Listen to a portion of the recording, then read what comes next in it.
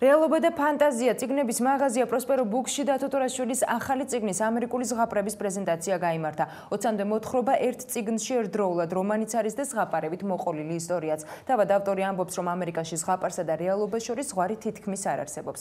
პრეზენტაციის დეტალები და ახალი წიგნის შეფასებები თამარ გრძელიძის რეპორტაჟში.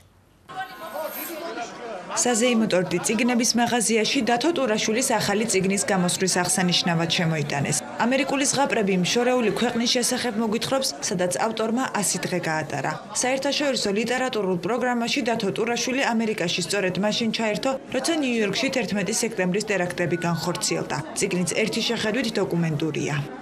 ამერიკა ეგეთ ქვეყანა არ მთავრდება, რამდენიც არ უნდა წერო, სულ არის ამერიკა. ამიტომ კიდე დავწერდი ბევრ ამას ამერიკაზე. ერთ წიგნში არ მინდოდა ამის ჩატენა, თუმცა დიდ წიგნების დაწერა არ მიყვარს, ხალხი არ გავაწამო. ისედაც გაწამებულია ხალხი და წიგნებს არავინ არ კითხულობს, ხო ხედავ. ძირითადად ერიდებიან. კიდე კაი რომ რაღაც ნაწილი მაინც კითხულობს. ამიტომ პატარა წიგნი.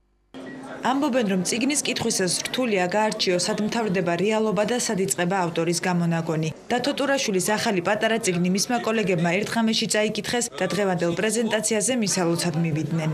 დათოს ულოცავ ამ წიგნს და ასე ულოცავ ქართულ კითხვებს, იმიტომ რომ მართლაც ულახდათ კარგი წიგნი დაწერა დათომ და როგორც დათოს შვევია პატარ-პატარა უცნაურობები, ეს არის დათოს მე-12 წიგნი, რომელიც გამოიცა დათოს მე-13 წიგნის შემდეგ.